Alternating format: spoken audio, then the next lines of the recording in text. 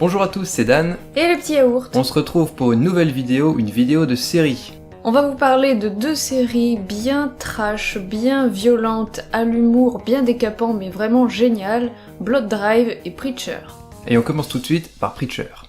Preacher, c'est une série diffusée sur AMC, la saison 1 était sortie à l'été 2016 et la saison 2 vient de s'achever, été 2017. C'est une série qui adapte le comics du même nom, Preacher, par Steve Dillon et Garth Ennis. Et là, c'est porté à l'écran avec à la production Seth Rogen, son pote Evan Goldberg, et aussi Sam Catlin, un gars qui avait déjà bossé sur Breaking Bad. Au niveau de l'histoire, on va suivre les aventures de trois personnages. Le personnage principal, c'est Jesse Custer, interprété par Dominic Cooper. Il s'agit d'un ancien criminel devenu pasteur au Texas, et qui va obtenir soudainement un pouvoir qui va lui permettre de commander aux gens par sa voix. Et du coup, il va se mettre à la recherche de Dieu. Ensuite, on a le personnage de Cassidy, interprété par Joe Gilgun.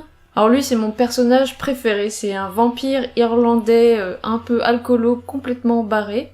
Du coup, on recommande fortement de regarder la série en VO, ne serait-ce que pour son accent irlandais et même pour les voix des autres acteurs qui, je trouve, marchent vraiment bien. Ouais, ils ont tous pris l'accent texan pour... Ouais. Et le troisième personnage, c'est Tulip O'Hare, interprété par Ruth Negga. Une ancienne criminelle qui bossait avec Jesse Custer avant et qui est aussi son ex-fiancée. Et donc ces trois personnages-là vont se retrouver et vont partir à la chasse à Dieu. Et du coup, on a adoré cette série, c'est violent, c'est stylisé, c'est plein d'humour, surtout de l'humour noir. Très noir. Ouais. Pardon. Très noir. C'est passionnant et en même temps, ça questionne notre rapport à la religion et à la foi. Mais surtout, c'est bien blasphématoire, c'est vraiment de l'humour très noir, voilà, ça... Les acteurs sont super bons et ils fonctionnent très très bien ensemble. Il y a une vraie alchimie entre les personnages. Une alchimie qui est renforcée par les dialogues complètement improbables et tout le temps marrants et des running gags qui reviennent, des petits dialogues. Si vous avez vu le film Warcraft, il y avait déjà Dominic Cooper et Ruth Negga qui jouaient le roi et la reine. Ils étaient très mauvais dans ce film, et là c'est complètement l'inverse, ils marchent tellement bien ensemble. C'est complètement ouf parce c'est pas qu'ils étaient mauvais, c'est que leurs personnages étaient complètement insipides et voilà, on s'en foutait. Ouais. Là, les personnages, ils ont une vraie caractérisation et ils sont vraiment intéressants à suivre. Et on aime bien, justement, voir tous ces flashbacks qui nous en apprennent plus sur les personnages. Du coup, voilà, on a une écriture qui déroule bien la trame de l'histoire et qui laisse pas mal de place aux personnages et à leur évolution et à voir comment ils étaient avant, enfin, leur passé. Pourquoi ils sont aussi barrés et bizarres. Du coup, ça crée pas mal de changements de rythme et on peut trouver qu'il y a une certaine lenteur dans les deux saisons. Donc ça a des bons et des mauvais côtés, ça peut être assez lent, mais moi ce que j'aime bien c'est que du coup ça prend le temps de bien ancrer l'histoire et les personnages. Et aussi on se retrouve avec une énorme galerie de personnages secondaires, tous plus atypiques les uns que les autres. On a notamment Tête de Fion, qui s'est tiré une balle dans la bouche et qui du coup a une tête de fion, littéralement. Il y a les anges qui sont bien marrants, le saint patron des tueurs qui est complètement gros psychopathe, Cowboy from Hell. Il y a aussi Airstar qui est complètement... Celui-là il est trop fidèle aux comics. D'ailleurs justement les personnages secondaires c'était vraiment une des principales forces du comic book d'origine. Et là c'est plutôt bien retranscrit. Il y a aussi un personnage qu'on nous tease un peu pendant toute la saison 2 et qu'on nous montre jamais, le personnage de Mémé. Là ça donne trop envie de voir la saison 3 parce que... Il y a aussi une direction artistique qui est super soignée. On a souvent des titres qui apparaissent en plein milieu de l'écran en grosses lettres épurées, blanches, qui jurent vachement avec les tons chauds, texans, la crasse, la poussière du Texas et des bas-fonds qui visitent. Les génériques des deux saisons aussi ils sont géniaux. Je me suis rendu compte en écrivant la vidéo qu'on les avait pas passés une seule fois. Ce qui n'arrive jamais. On passe toujours les génériques, s'ils sont trop longs. Et pareil, le choix des musiques est vraiment excellent. Il y a des morceaux qui collent hyper bien à l'ambiance, et des morceaux qui arrivent à créer le décalage voulu, qui correspondent au dialogue ou à des moments un peu plus barrés. Ça rend super bien.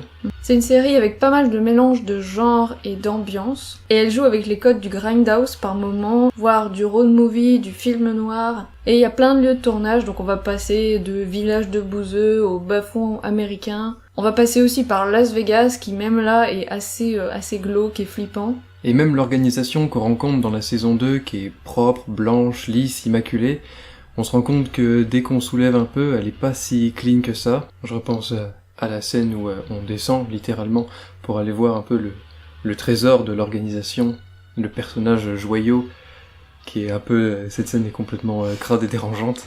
Et même littéralement avec le personnage de Airstar qui est petite chemise blanche, petite cravate, et puis en dessous il a ses pince-tétons. Au final, la série adapte assez librement le comics de base, qui est beaucoup plus trash, beaucoup plus blasphématoire et violent que la série. Mais quand même, voilà, la série reste quand même elle est pas soft, quoi, en tout cas. Et je trouve qu'ils ont fait un bon boulot, parce que c'est quand même un comics vraiment culte et important, qui a su mettre un peu un coup de pied dans la fourmilière quand c'est sorti, quoi.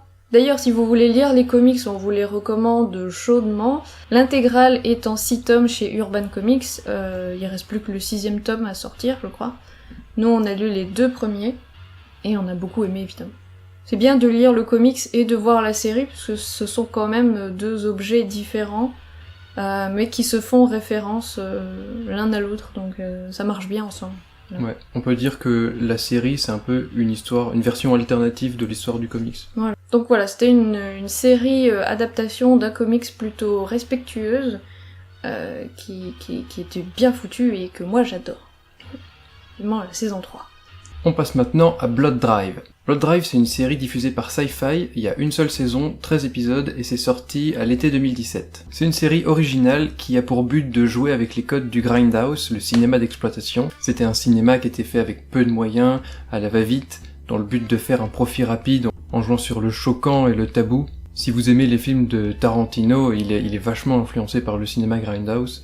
D'ailleurs, avec Robert Rodriguez, ils ont fait chacun un film qui forme un diptyque qu'ils ont appelé Grindhouse, justement, qui comprenait Boulevard de la Mort pour Tarantino et Planète Terror pour Robert Rodriguez, qui ensuite a continué avec sa série des Machetés. Du coup, la série est un énorme hommage au cinéma d'exploitation sous toutes ses formes, que ce soit la carsploitation, les films de voitures, mais aussi les films de cannibales, de monstres, de contamination, les films érotiques, les films asiatiques, les histoires de sectes, de bastons, il y a aussi pas mal d'éléments steampunk et cyberpunk. Tout ça dans une ambiance complètement what the fuck, avec plein d'humour, c'est complètement barré. Évidemment, c'est hyper gore et hyper trash. Et tout ça avec un bon gros côté kitsch, mais qu'on aime bien. Au niveau de l'histoire, on va se retrouver dans les États-Unis post-apocalyptiques, où on a les personnages de Grace et d'Arthur, qui vont devoir concourir ensemble à la Blood Drive, qui est une course underground hyper violente, où le but, c'est de franchir la ligne d'arrivée le premier. En vie. Sauf que les voitures ne fonctionnent plus à l'essence, puisqu'il n'y en a plus sur la planète, elles fonctionnent au sang. Humain, oui. Grace, elle veut gagner le prix, donc qui est une grosse somme d'argent, pour faire sortir sa sœur d'un asile psychiatrique, tandis qu'Arthur, lui, qui est un officier de police, il veut en profiter pour enquêter sur la grosse entreprise qui est l'organisateur de la Blood Drive. Cette société s'appelle Art Enterprise, et donc c'est elle qui... c'est une méga corporation tentaculaire qui, en gros, contrôle quasiment le monde, quoi. Ou ce qu'il en reste. Donc ils se retrouvent à devoir participer à cette course, alors qu'on peut pas dire qu'ils s'aiment vraiment tous les deux, au début. Et en plus de ça, on a le présentateur de la Blood Drive, qui s'appelle Julian Slink, qui est un psychopathe complètement cinglé, très drôle, mais complètement barré, qui va évidemment leur mettre des bâtons dans les roues pour faire monter l'audience, et créer du spectacle, puisque c'est son truc à lui, le spectacle. Il y a un super travail qui a été fait sur les ambiances, notamment sur la musique, puisque la chaîne a mis du budget pour acheter les droits de pas mal de morceaux, notamment pas mal de Marilyn Manson qui revient assez souvent. Il y a aussi le compositeur des musiques de la série qui a fait un super travail, Michael Gatt. Il a réussi à rassembler pas mal d'influences du cinéma d'exploitation, notamment à John Carpenter, compositeur emblématique du cinéma de genre. Niveau effets spéciaux, c'est hyper cheap, c'est moche, hein, moche. Mais c'est sci-fi et ça va complètement, pour le coup, avec le genre de la série. Donc habituellement c'est quelque chose qui me dérange, mais là ça m'a pas du tout dérangé, c'est fait pour. Mais au niveau des décors, c'est quand même vachement bien foutu. Ils ont pas hésité à multiplier les décors, qui sont très fournis, qui sont pas vides. Ils font pas forcément réalistes, mais ils donnent bien une bonne ambiance.